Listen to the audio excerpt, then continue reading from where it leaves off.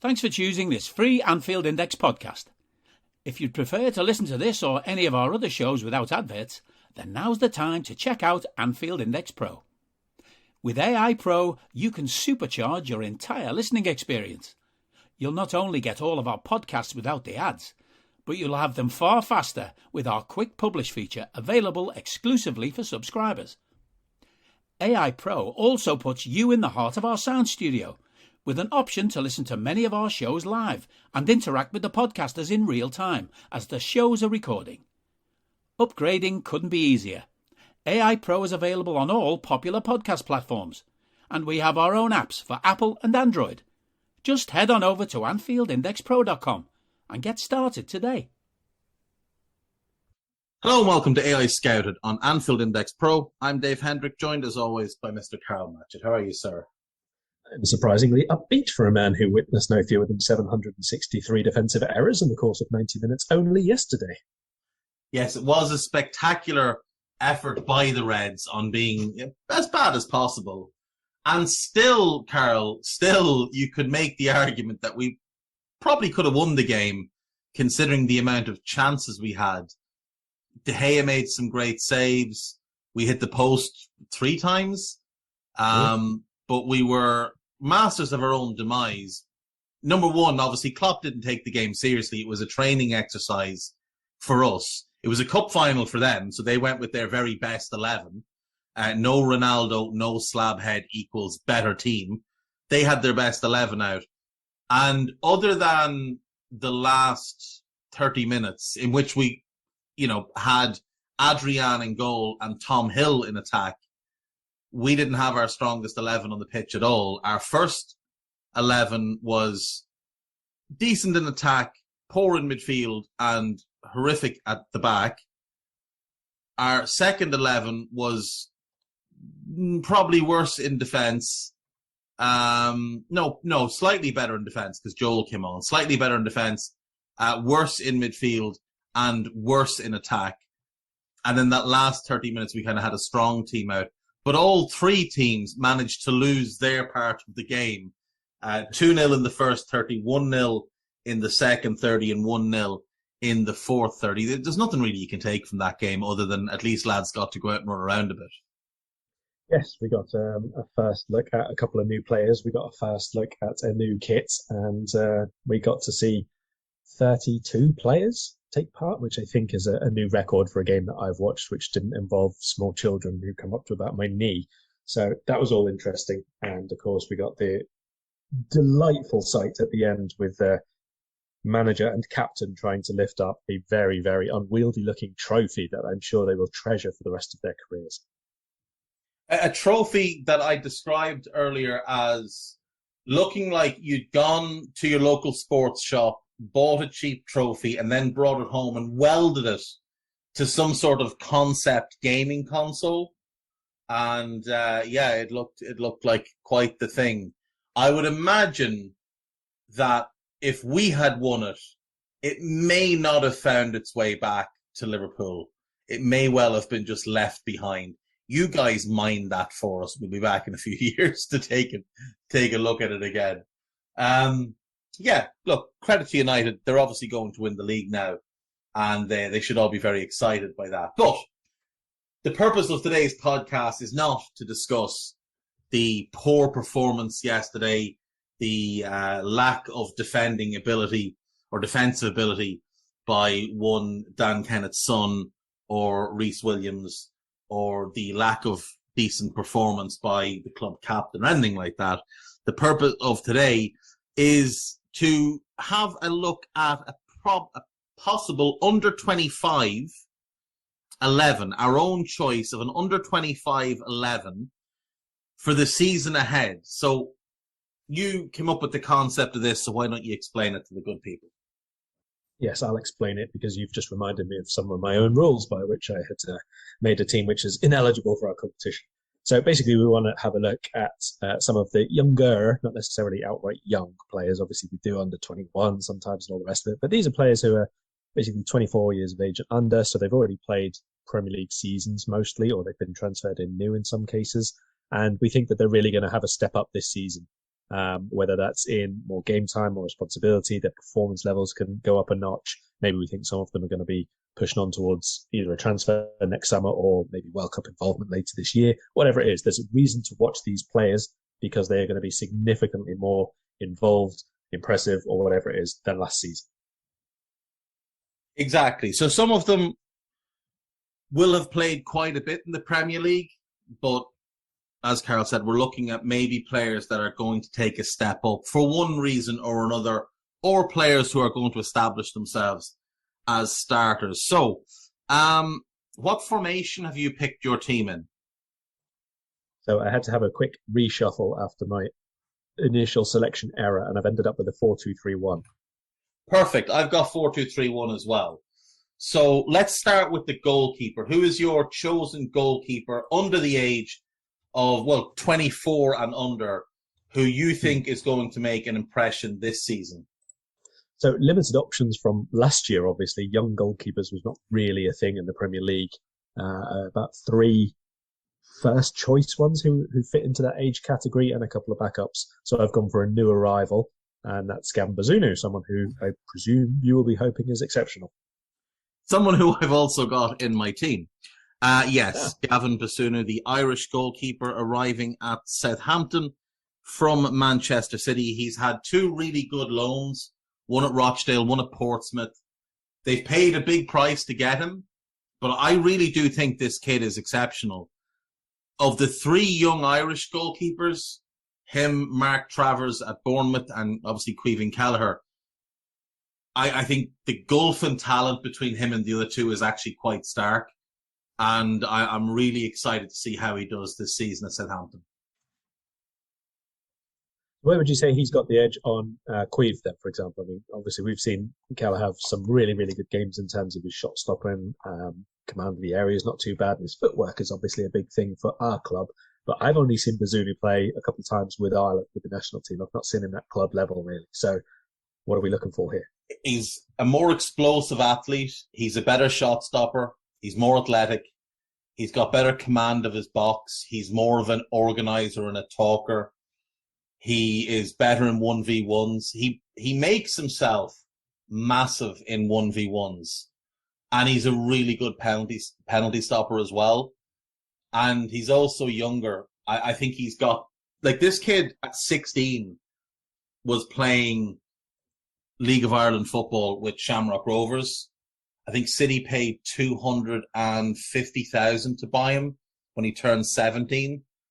And he has just gotten better and better each year. And I was talking to somebody who works with him at the Irish level, and all he could say was this kid is going to be one of the best goalkeepers in Europe. If everything goes to plan and he doesn't have any injuries, this kid has the potential to be really, really spectacular. So I'm very, very high on him. I'm really excited to see how he does with Southampton. I quite like the defensive group he's going in behind. I like Bella Kotchap. I like Salisu. I think Bednarak is good. Had a bit of a down year last year, but he's a good defender. Leancu's a good centre-back. They've got Jack Stevens. It's a solid 5-man group. You've got Walker Peters and Livramento at right-back. You've got the 2 boys at left-back, Perot and Thierry Small. And Walker Peters obviously plays there as well. There's rumours they want another right-back on loan to cover while Livramento's out, which could be smart. But I think it's a really good group and a young group that they can develop together. And I think he'll play a key role in that. I also like the fact that I think Hasenhüttl putting this much money into him means he will be given the opportunity to play through errors, which wouldn't happen at certain clubs. Young goalkeepers come in, make a mistake, and they're immediately binned out. I think he'll be allowed to work through any hiccups and problems he has, but I'm really excited to see what he can do. It should be a busy start for him as well. Spurs, Leeds, Leicester, Man United, Chelsea, that's their first run of games there in August. So should get a good early view of his all-round goalkeeping set of attributes, to be fair. For sure. He's going to be a busy boy. Let's move on then. Right back. I've gone Tariq Lampty. Now, we've all seen what he's capable of, but obviously not last season, season before, he has that really bad hamstring injury, which costs him the better part of 10 months. And when he came back last season, they just sort of edged him back into the team and then pulled him back and then brought him forward again. And they were very, very cautious with how they allowed him to play last season. We didn't see a lot of the explosive bursts that we'd seen previously. He was played on the wing in certain setups as well. I think this season, Tariq Lampty is going to get a lot of freedom, and I think he's going to be a massive part of Brighton's build-up play, and I'm expecting a really strong season. I love that he's just committed to playing for Ghana. I think that's really exciting because there's a bunch of good young players in that squad. I think Tariq Lampty at right back is set for a really strong season. I think he's going to be right back. I mean, the big thing about, obviously, he's shown versatility, but Brighton have, again, been one of those who sort of chop and change formations. They had a lot of injuries last season, so kind of by need. But we even saw him start up front in a two-man attack at one point just to be able to really run the channels and stretch the line as far upfield as possible. Still waiting for them to have a real focal point of the attack, if you like. So you think he'll be in a four from right back or let loose as a wing back? He could be a wing back. He could be a wing back. I think a lot depends on whether or not they can sign a centre-back, because looking at them right now, they've only got two centre-backs you'd want to start in the Premier League in Duncan Webster. Don't understand why they've let Leo Østigård go.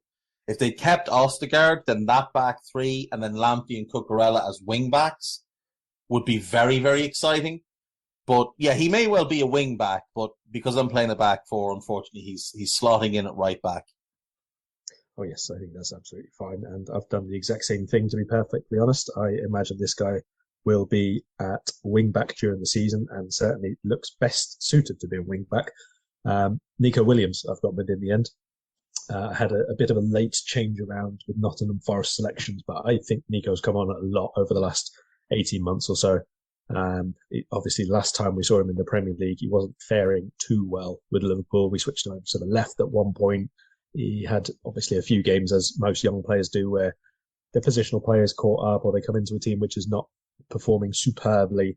But his loan spell was really good. At international level, he's obviously grown so much in terms of his confidence and the stature that he has within that squad, how much they look to him during build-up play. I can see Forest really benefiting from that with their 3-5-2, 3-4-3 systems. Yeah, I think he's a little bit overpriced at 17 million, but, you know, he's going to a club where he's going to play the right position as a wing-back rather than a full-back.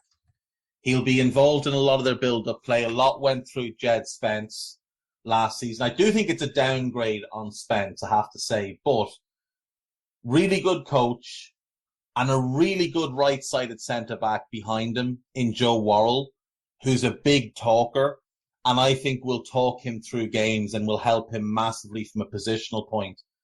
So, yeah, I think Nico's a good pick. I'm looking forward to seeing how he does. I really like what Forest have done so far this summer. I like the signing of Omar Richards as well, and I think those two both work really well as wing-backs, because I think oftentimes when you see a club that plays with wing-backs, they're just full-backs that are just shunted forward, or midfielders shunted back.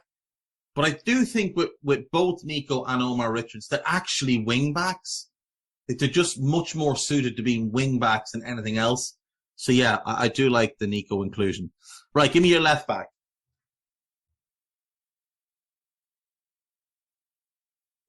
I have gone for Everton's finest. I've gone for Mikalenko.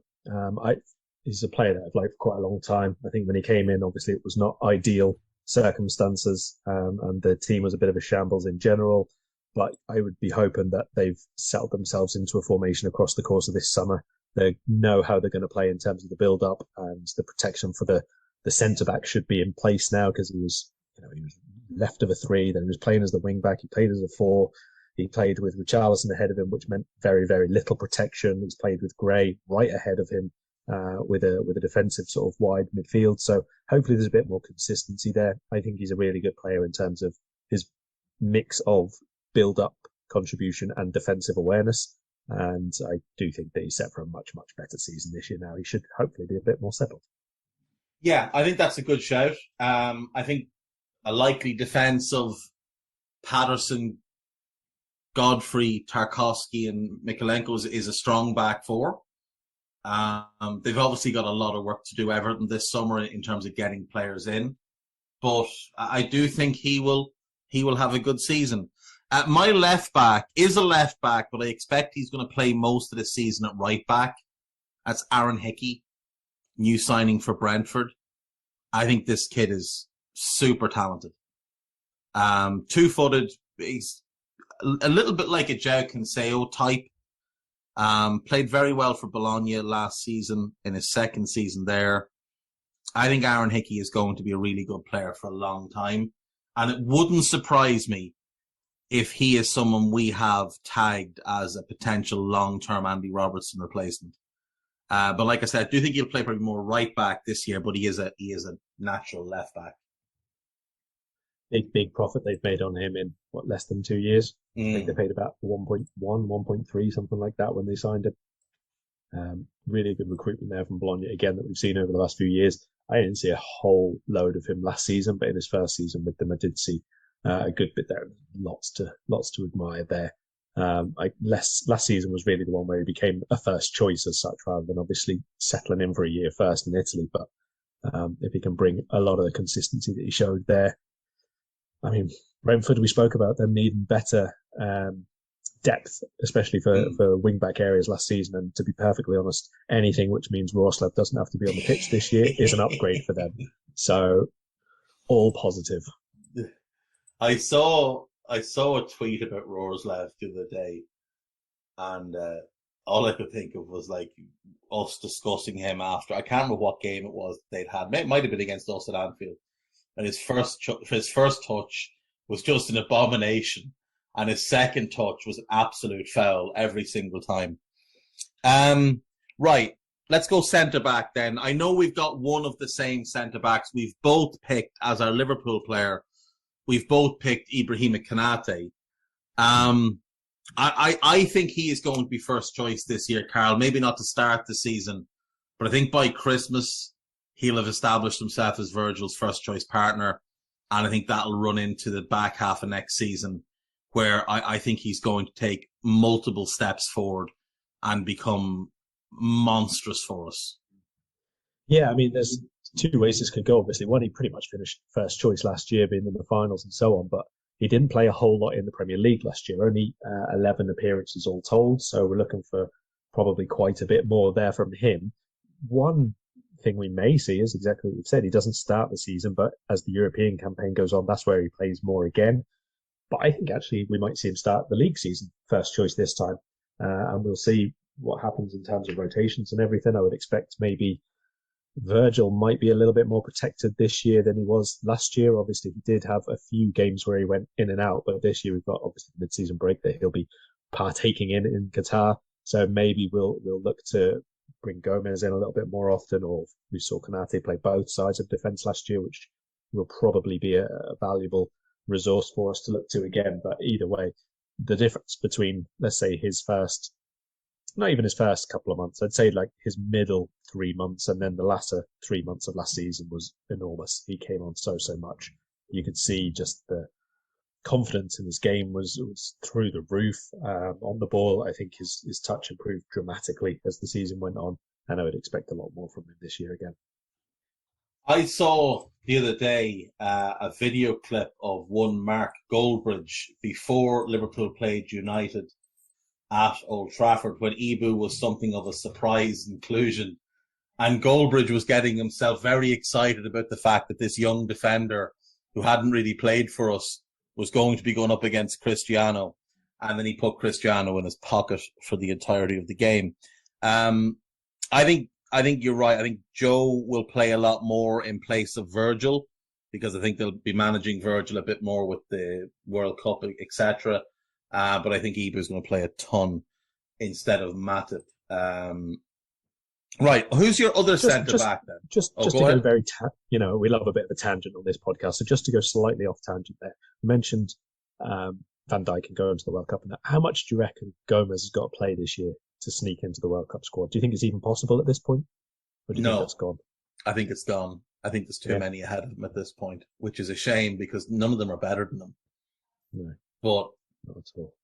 like, if you look at, we know Maguire will go, we know Stones will go, Walker will go, and he plays in the back three for England a fair bit.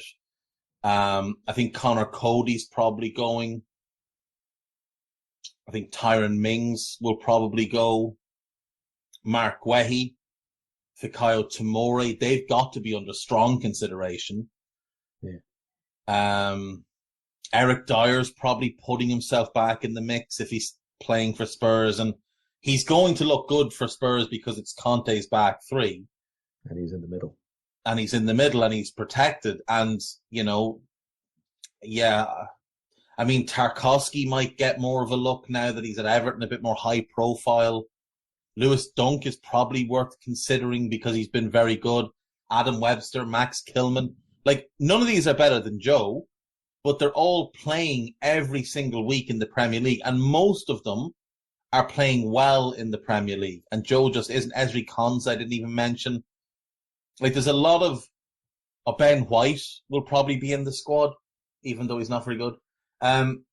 There's a lot of centre-backs available, and unfortunately for Joe, I just think if he's not playing, I just don't think he'll get in. And it's a shame because, like, John Stones will get in, and he's not going to start for City. He's third choice for City, but the difference is he's third choice for City, and Joe is fourth choice for us. Yeah, he's and Joe's had the injuries.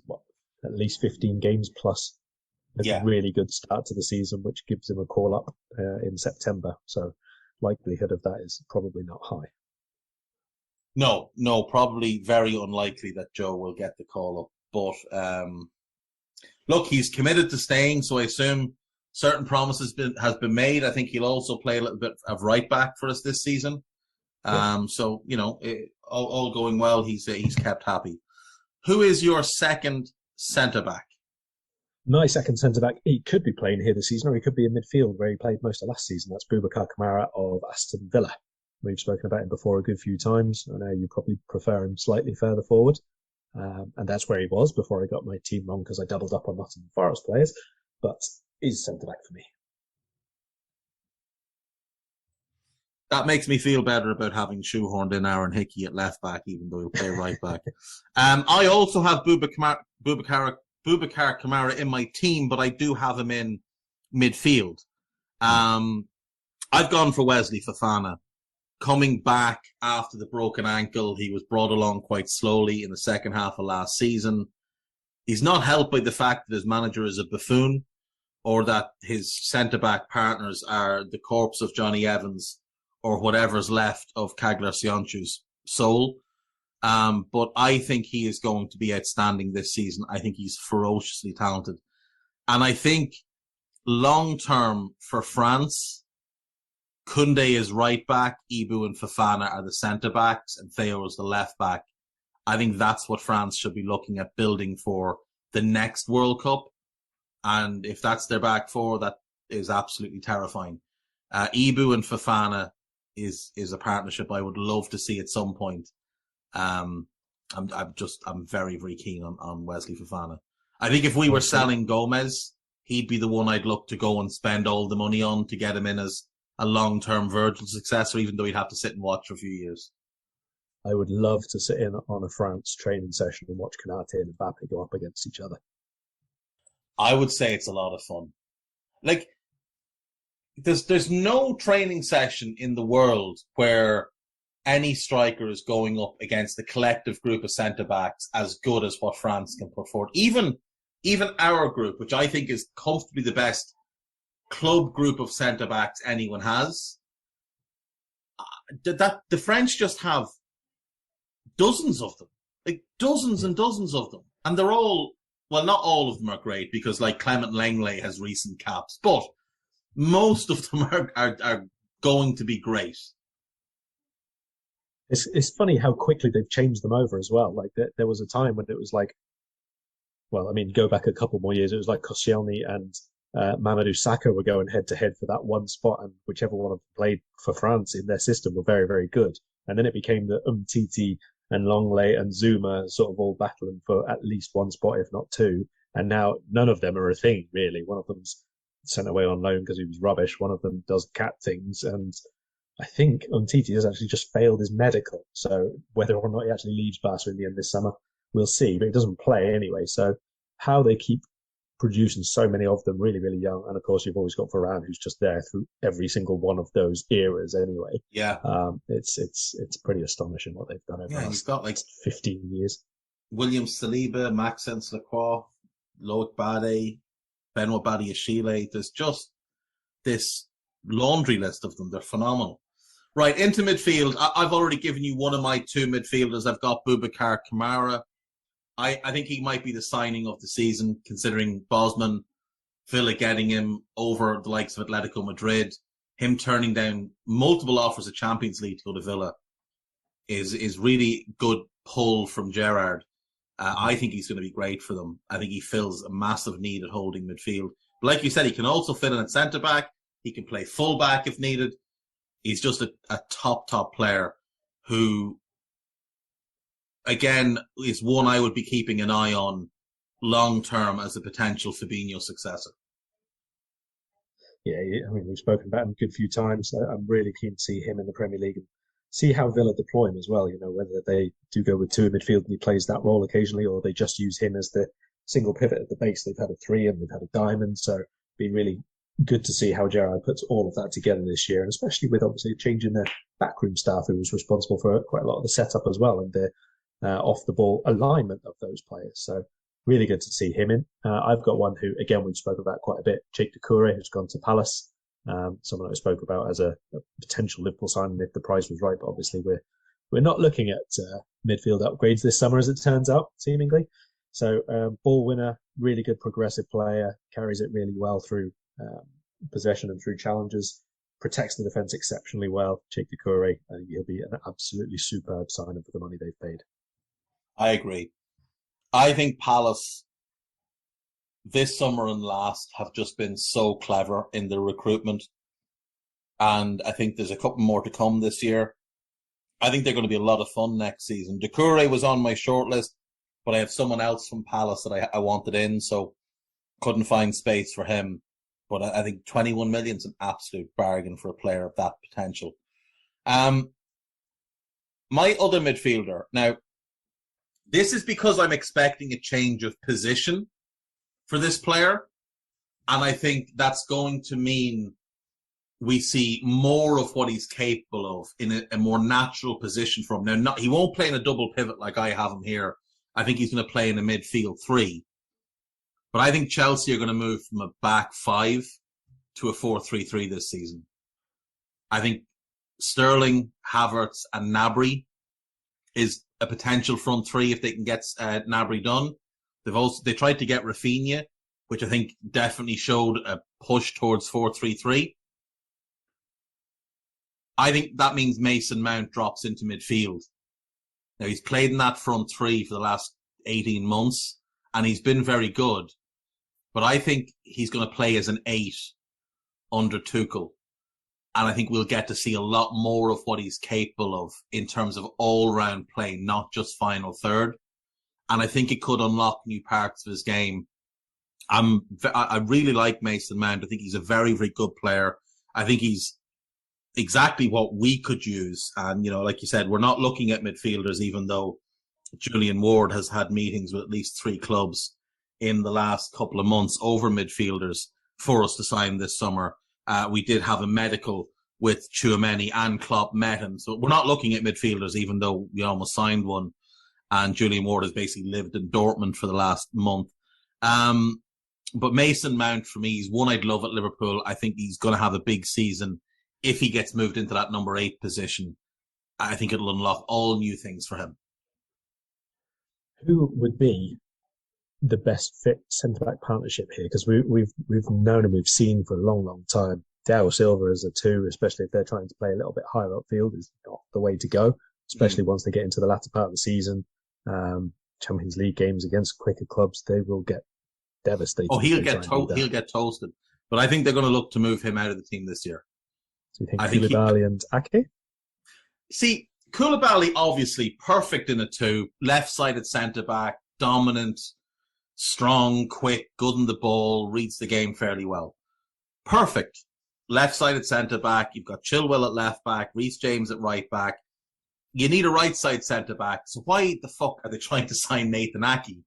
If they were saying he's going to be the backup to Koulibaly and to Chilwell, fair enough. I can see that. I can see him working well in that type of situation. But they have Levi Colwill, who can do that role for them as well. Now, maybe they just don't trust Colwill yet because he's so young, but I still think the Ake one is silly. Ben Jacobs from CBS guy is telling us, has said the Ake deal is close. Maybe Ake's to be a backup. They're still trying to work a deal for De Ligt, though his preference is obviously to go to Bayern. I could see them potentially going back for Skriniar because PSG seem to have dropped the ball a little bit on that one. So I don't think they're finished at centre-back if they get Koulibaly and Ake. But I mean, you could put Koulibaly at right side. It's not his natural position. And you could play Ake. It's not a great pairing, to be totally honest, but I think Koulibaly and one to come, and I don't think it's Ake. I think Ake might be a squad player for them. But either way, I think putting Mount in a three, I mean, we've seen him play there for England, for example. He can certainly have a lot more involvement in terms of his on-the-ball play in build-ups, in transition players. He can be a very, very important player. I find that when he plays as a 10, he can get marginalised quite a lot.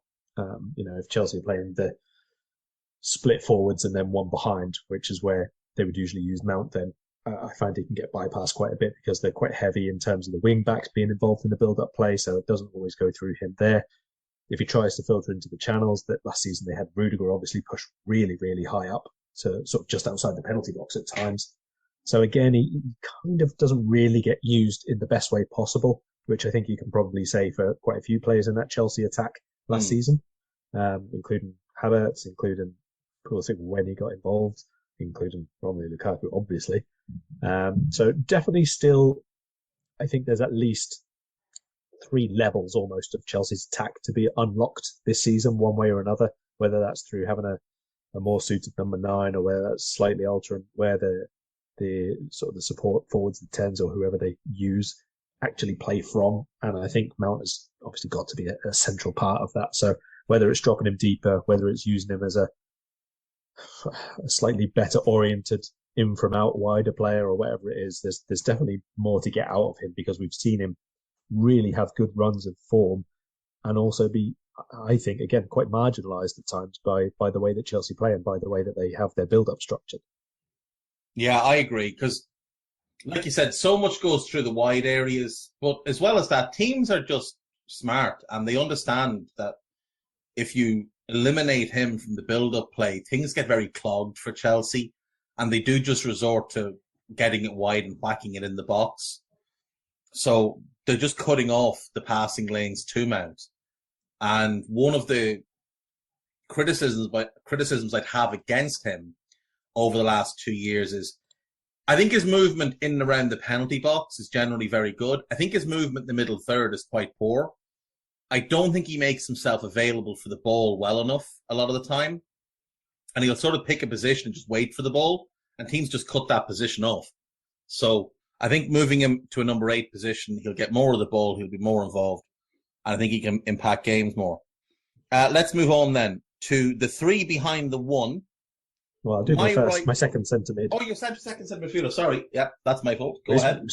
Spent a lot of time there on Mason Mount, sorry. Much, much lower profile player, but someone who, he's only really just arrived in England properly. Moises Caicedo for Brighton. He only played, I think, half a dozen times or so last year in the Premier League, but I think with the sale of Bissouma, the fact he was just being integrated into the team last season, I'm expecting quite a lot more from him. Ball carrying really, really good in tight spaces, but he's very, very aggressive as a ball winner as well. So in a 2-man midfield, or if they go with a 3 again, I can see a much bigger season for Caicedo. I'm very excited by Brighton's midfield next season because Jakob Moder will be back fit as well. I think Mwepu will take a step forward. And Caicedo looked the real deal in the second half of last season. Now, obviously, he arrived with a lot of hype because they beat Man United to his signing, so he's been touted as a big prospect for them. But I do think you're right. I think there'll be a big step forward for him this year. He's going to have more responsibility in that midfield. I would like to see them add another midfielder to replace Basuma and not just rely on the three young players, because you can't be playing Adam Lallana anymore in the Premier League. It's not acceptable if you want to be considered a serious team. So I would say Caicedo will be a regular starter, regardless of whether it's a 2 or a 3. Maybe not every game, but I think he could start 22, 24 games in the league next season, come off the bench in a bunch of others and get a lot of minutes. And he is one to keep an eye on for sure. You can go into your attacking line. Right, my right winger. This is a bit of an obvious one. He's relatively well established as a top Premier League talent. But I think Bukayo Saka is going to have a big season. I think as he just gets that little bit older, gets a little bit stronger, a little bit more mature, as his decision-making improves, I think we're going to see a big breakout season for him this year. I think he could go 15 goals, 15 assists in the Premier League. I think he's absolutely outrageously talented. I think he's been held back by a manager that I wouldn't regard very highly, but I think there's a lot of attacking talent in that Arsenal team. And I think pairing him with the movement of Gabriel Jesus, as opposed to a ball to feet sort of fella like Lacazette, I think will give Saka so many more passing options, because Jesus's movement will help the movement of Martinelli. It will also mean Odegaard plays that little bit further forward. And I think that can start to really trigger some exciting new bursts of growth from Bukayo Saka. So I've gone Saka as my right winger. Okay, so we might as well discuss these two together then, because I've also gone for an Arsenal player first, opposite side, obviously, Gabriel Martinelli. I was going to go for Saka just because he's the better one of the two. But I was thinking in terms of gap between last season or what we've seen so far and what I think we'll do next season, I do think Saka will improve, no question. But I think there's scope for Martinelli to get a lot better and a lot more involved than he has been so far. I think it's important to remember, like, he's still only 21 now, but last season was his best goal scoring season, his best involvement season in terms of contributing to goals and assists, all that kind of thing. And he scored 6. There's a long, long runway here for Martinelli to get a lot better than he is. And I would expect that to be the case. You know, it was not until probably middle of November last year when he actually made his way into the team, into the starting 11. In fact, it was probably even later than that, maybe even into December, to be honest, when he started becoming a regular. And I don't think that we could say anything like along the lines of he was a consistent goal scorer. Like I said, it was only 6 goals, I think 6 or 7 assists in the end. And there was one period around Christmas where he scored like 4 in 5 games, something like that. And that was by a distance his best run as a professional footballer. So considering the talent he has and considering what Arsenal really should be looking to achieve and the way that they try to attack when they're playing at their best, I think there's very, very much possibility for him to be maybe not 15 and 15 like Saka might get this season, but at least double figures in goals and close to that in assists as well. Yeah, I think he's an incredible talent. I really do. And we've obviously heard Jurgen Klopp wax lyrical about him a couple of times. It's worth remembering as well that last season, he was still sort of working himself back from that knee injury that he had. He didn't start the season fully fit, even though he started the first 2 games. He didn't look right, and Arsenal were a mess. And he was the one that was sort of left out as they fixed things. Re-established himself as a starter when he scored against Newcastle, which was the end of November. And from there, he was pretty much a starter the rest of the season. I think he's going to have a big year. Now, the only concern I have on him is that's the obvious spot for Emile Smith-Rowe to play as well. So are they going to be rotated? What kind of minutes breakdown is there going to be there? Because now we've got a situation there where you've got Odegaard and Fabio Vieira for that sort of attacking midfield role. So there's no minutes in that spot for Smith-Rowe. Smith Rowe can play right side, as can Martinelli. It's just not ideal for either of them. And obviously, if Nicolas Pepe is still at the club, he's going to have to play at some point. So he might be the Saka backup. So it's a really good problem for Arsenal to have, having these two exceptional young players whose best primary position is probably the same left-sided role.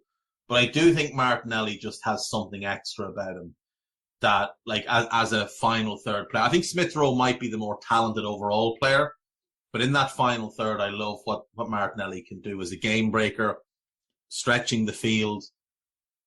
I really think there's something about him, and I love his attitude as well. I love the bit of gnarly he plays with. It's like Richarlison's, but it doesn't. Like Richarlison's doesn't just veer into prick status; it runs through prick status, which is why on the Richarlison Pickford prick meter, Richarlison is a solid 11 out of 10. But Martinelli's kind of like a 4, which is about where you want your player to be. I'm excited to see him. I really am. Right, you give me your right winger then, and then I'll give you my left winger. Okay, so fairly fluid on mine, but my opposite side would be Luis Sinisterra, I suppose. Leeds obviously just signed him, so we know what to expect there. We've spoken about him a few times. I think he'd be really, really exciting addition for them. Obviously, replacing a big player for them in Rafinha, who's just about out the door if he's not by the time we've done this podcast.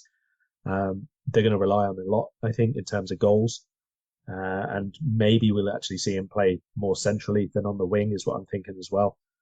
Because the movement's really good. He's able to use both feet, even though he prefers to cut in and shoot on his preferred foot, obviously, when he's playing wide. But I think he's good enough to probably play that sort of Rodrigo support forward role as well for them sometimes, and more effectively than he has done over the last year or so. Yeah, my guess is that in the 11, Rafinha's right-sided role is filled by either Jack Harrison moving across or Aronson slotting in there, which means Sinisterra could play left wing, what he did for Feyenoord, or kind of that central role if Harrison stays on the left. I don't think Leeds are finished in the market either. I'm expecting at least one more starting attacker or starting caliber attacker. But they're going to be heavily reliant on Sinisterra this season for goals. There's no doubt. Especially if Bamford has the same sort of injury luck he had last season. And they might be in trouble if he does. But I really like Sinisterra as well. I think that's a great shout.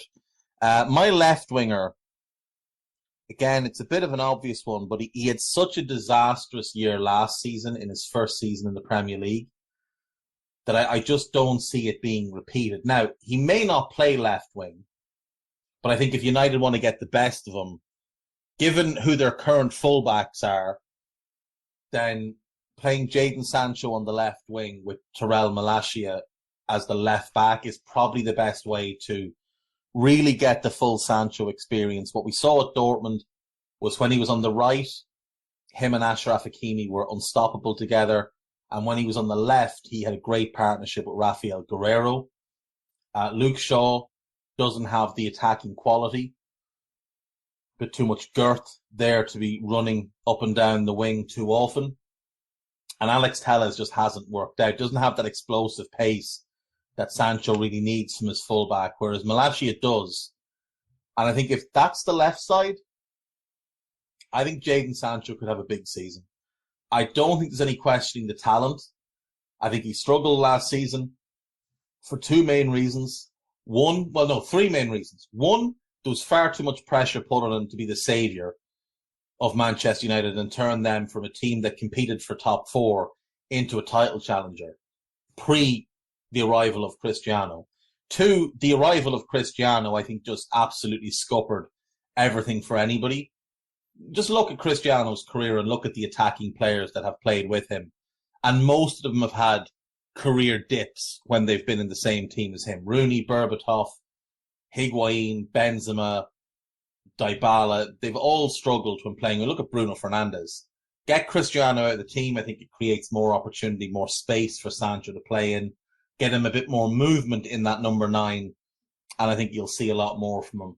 And then the third reason was just that lack of a supporting fullback who could really help him dovetail and take on defenses. So I think Sancho's going to have a big year this year, and he's my other winger. I have two slightly less detailed reasons why Sancho did not perform as expected last season. One, that United were really, really poor off the ball, and one that United were really, really poor on the ball. I can add another one to that. Go on. Well, for the first part of the season, they were managed by a PE teacher, and for the second part of the season, they were managed by a fella whose only purpose in life seemed to be to tell them how everything they were doing was wrong. Yet he had no interest in actually coaching the team. He just wanted to tell them, you're doing this wrong. This is shit. That's shit. The other thing's shit. Fix this. I mean, in fairness, he wasn't wrong. No, he was entirely right. It's just, I think what he was trying to do was he was trying to get himself the sporting director role. And obviously that didn't come to pass. Right, who is your number 10? So my number 10 is not a number 10 as such, but he has played number 10, as well as at least 5 other roles for his current club. So I've used him as a number 10, and it does feel like I've been talking about him each summer for about the last 3 years, as this is his year. But I've spoken to a few Chelsea people, and they tell me that his fitness levels are really good. They tell me that he's in a good place in terms of his mindset after, like Tariq Lampty, obviously opting to choose for a different nationality going forward, perhaps, and that's Callum Hudson-Odoi. Will he get any minutes at Chelsea? Is my only... I think he is one of the players in the Premier League most desperately in need of a move. Because I think if you put him in 3/4 of the teams in the league, I think he can just explode and become an absolute star. I think he's got everything you want in a modern winger. Can play both sides, like you said, can play as a wing back, can play as a 10, he can play off a striker. He's so talented, and he has recovered well from that Achilles injury.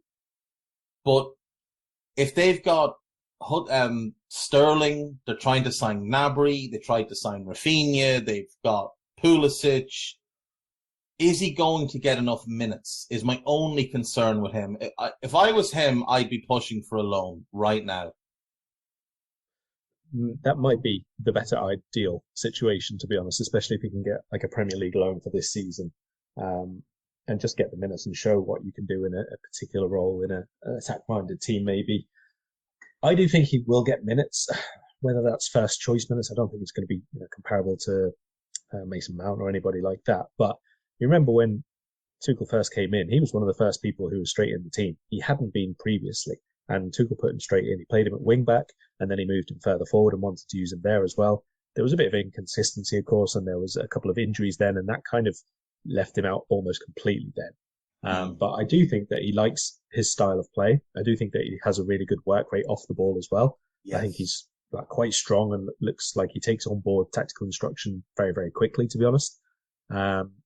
I wouldn't be surprised if he is someone Tuchel has wanted to use and just hasn't really been able to. I mean, we've seen obviously over the last couple of weeks that there was a couple of issues he was really struggling with at the end of last season, which left him basically not able to play football properly.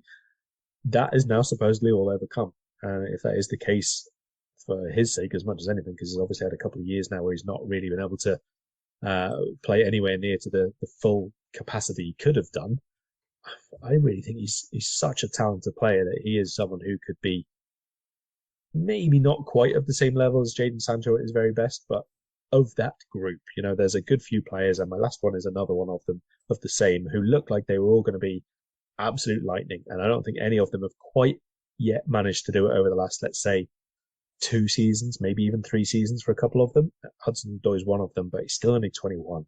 It's a very young age for an explosive attacking player, and he can still be a very, very big, almost a breakthrough player almost.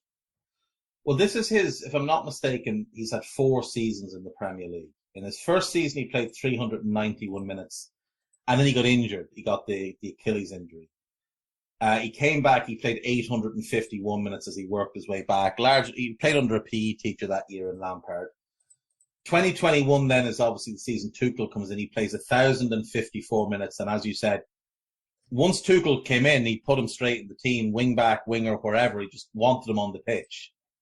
And then last season, 966 minutes. Now, I've spoken to a few people about him in the past who watched him a lot at youth level and watched Jadon Sancho a lot at youth level. And they're adamant that Callum Hudson-Odoi was the more talented player when they were kids.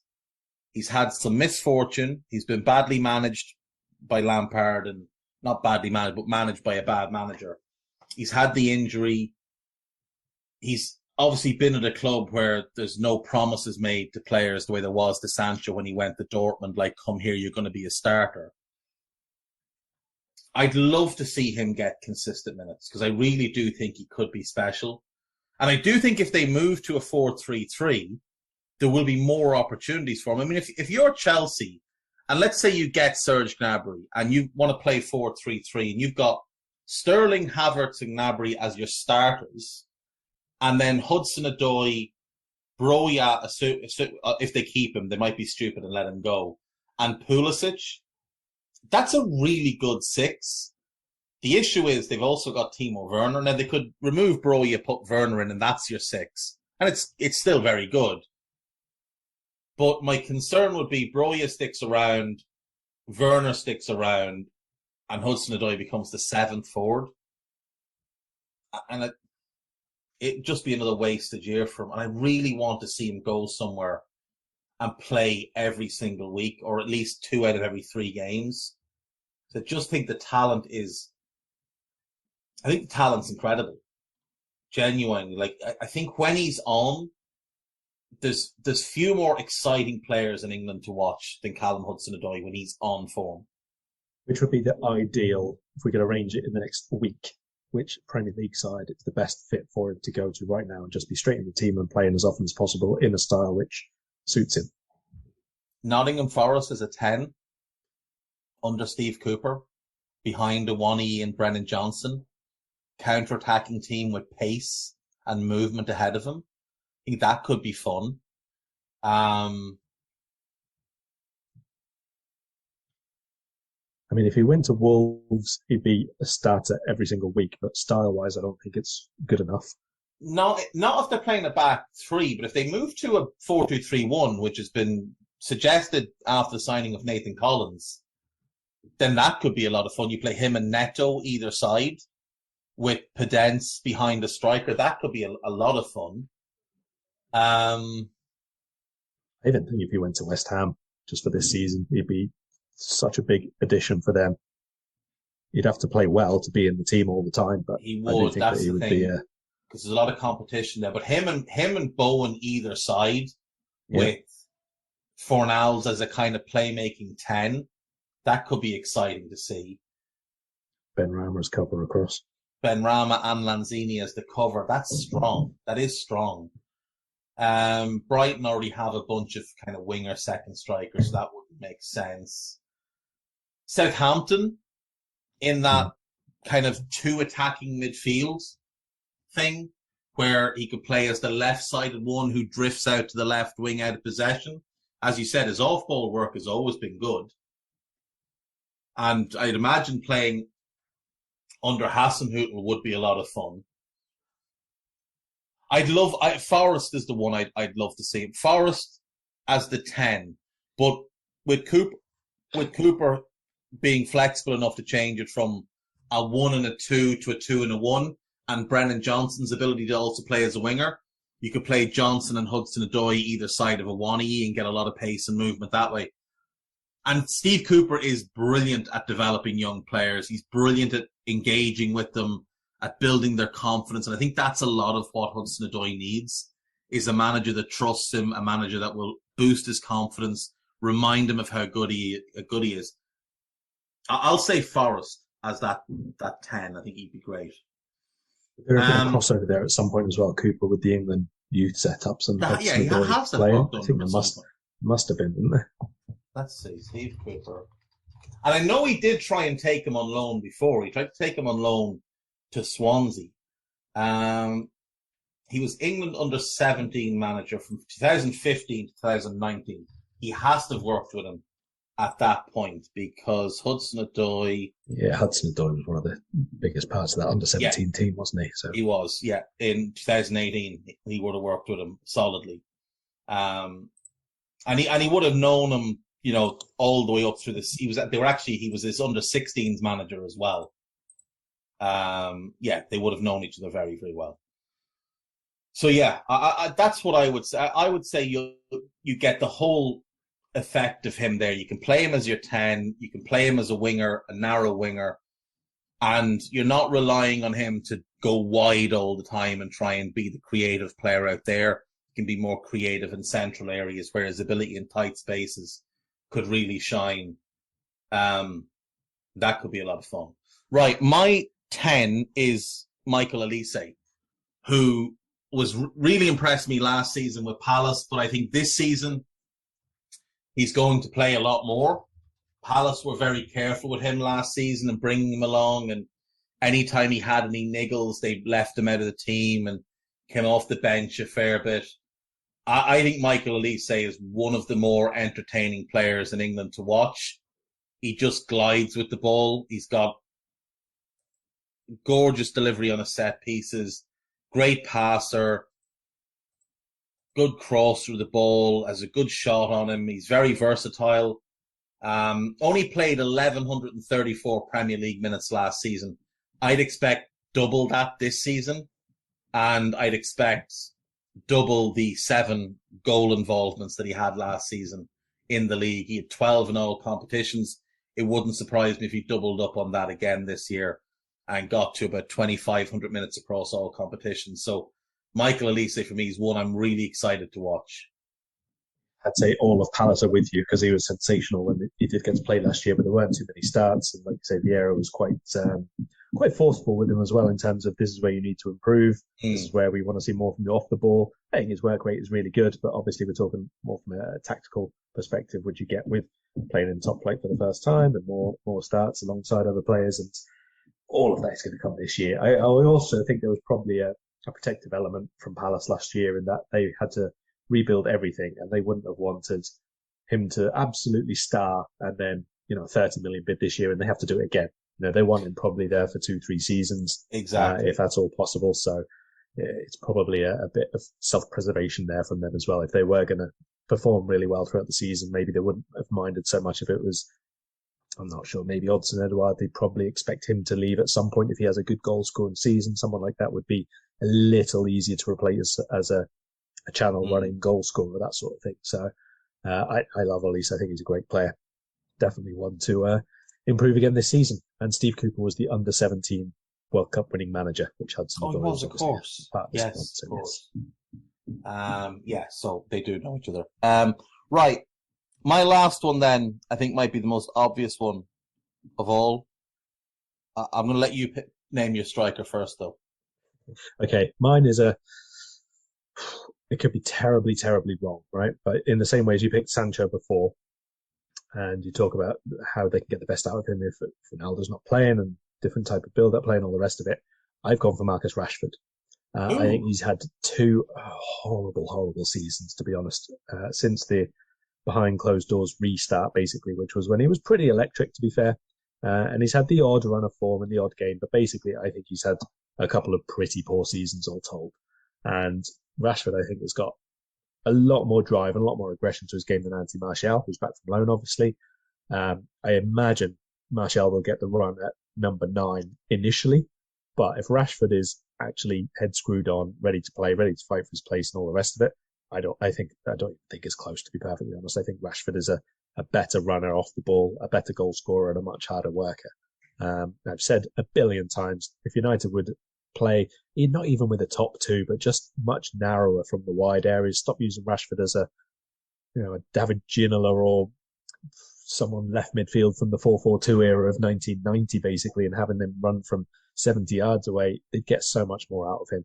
I think he's really struggled with being put right wing and used as an impact sub and not really seen as a first choice. It looked like he might even leave this summer, but he says he's ready. He's needed a bit of a break. He's focused again now and he's ready to go. So I'm going to pick Rashford. It might take a little while for this one to obviously start coming coming to life a bit and him being a first choice for them again. But if he impresses pre-season, new manager and all the rest of it, there's no reason why he can't be a first choice again.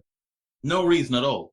And I would excuse the 2 bad seasons for a couple of reasons. Number one, PE teachers as managers. Number two, in that 2021 season, he played through a ton of injury problems.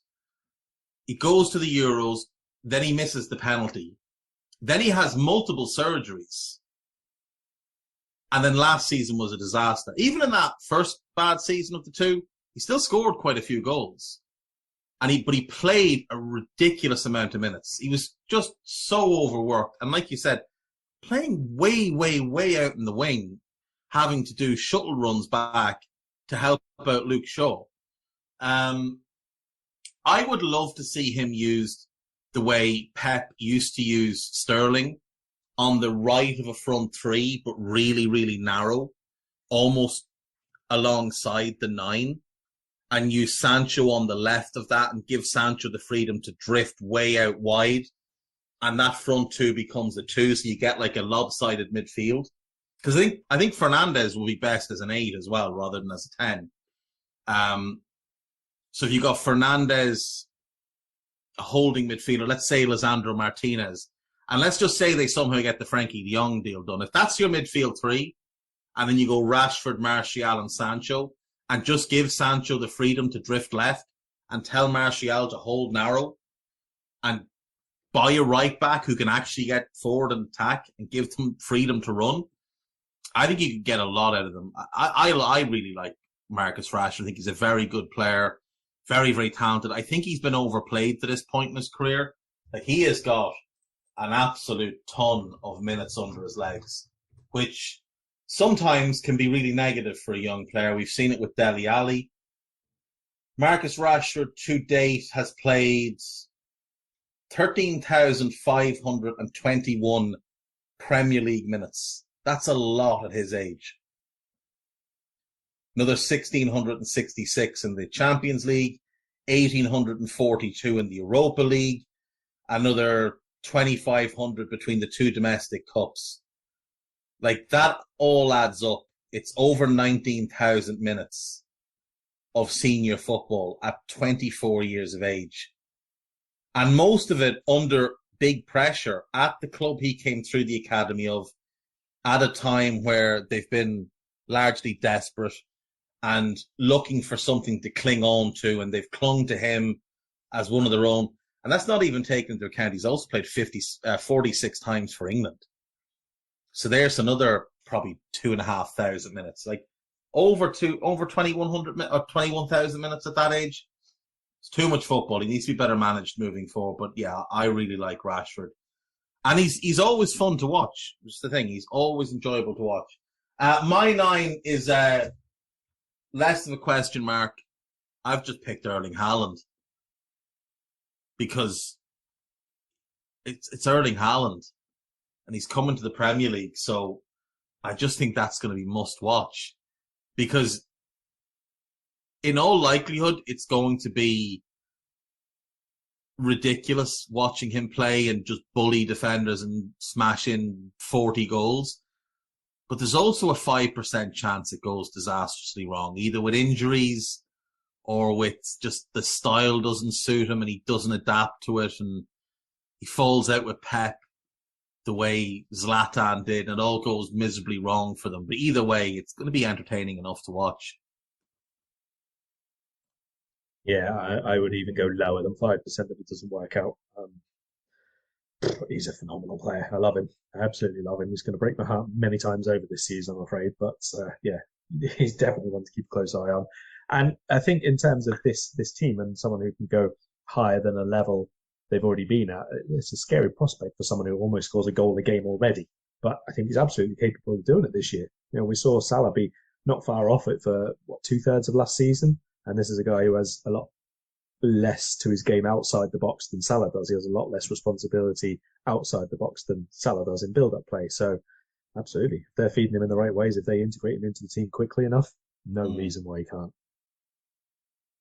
It does concern me a little bit that he's had injuries that really shouldn't be long lasting, but end up keeping him out for, one that like someone else might only miss 2 games for, he misses 6 games for. That's a little bit of a concern, but I don't think it's anything major. I do think he'd be frightening. I think he will be frightening. And if there's one team set up to deal with him, it is us, because we've got Virgil and we've got Ibu. And I think both of them have shown in the past that they're capable of standing up to Erling Haaland and dealing with what he brings.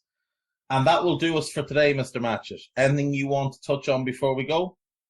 I want an Erling Haaland prediction from you that we'll revisit in a couple of months. For goals? So Man City start, Premier League only, right? West Ham, Bournemouth, Newcastle, Palace, Forest. That's the end of August. 5 games there. Yeah. How quickly does he hit the ground running, or otherwise, how many does he get? I think he gets 6 goals in his first 5 games. Yeah, I think there'll be maybe 2 blanks, but I can see him getting a couple in at least a couple of those games. I'm going to go for 1 and 1, so I'll go 5 from 5, and you go above. Yeah, I'll go 6. I do think there's a couple of teams that do you want to be optimistic for Liverpool? I reckon Salah will be top goal scorer, if that helps. Oh, that's fine. Yeah, Salah can have 8 by that point, by all means. You reckon he's a 1 and 1, or is he going to go lower? Bundesliga tact is real. He's going to score 2 for the season. Miss 15 games for injury. Be shite. As discussed before we went live, if he doesn't work out, no one is ever buying a player from the Bundesliga again, ever. The Bundesliga tax will be just... Well, no, you can still buy central defenders. Who's your Jude Bellingham alternative then when this happens? He doesn't count. He's already English. Yeah, he's already English. Bundesliga's tax runs deep. You have to Bundesliga tax is generally only on attackers, though. Jude's a midfielder.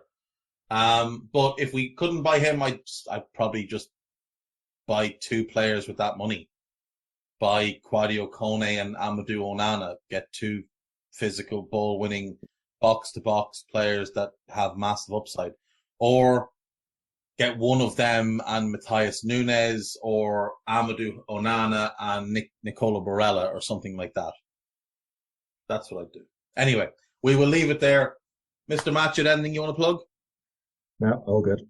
Cool. Karl is away globe-trotting again tomorrow. So we will be back next week when he decides to, grace us with his presence again. Thank you very much for listening. Bye-bye. We hope you enjoyed listening to this Anfield Index show. Please be sure to subscribe to our channel so future podcasts find their way to your device automatically. There's nothing quite like fan engagement, and we'd love to know what you think of anything discussed on this show. The best way to get in touch is over on our free Discord community, where both podcasters and listeners debate the hottest LFC topics 24/7. Sign up free now at AnfieldIndex.com/Discord. You won't regret it.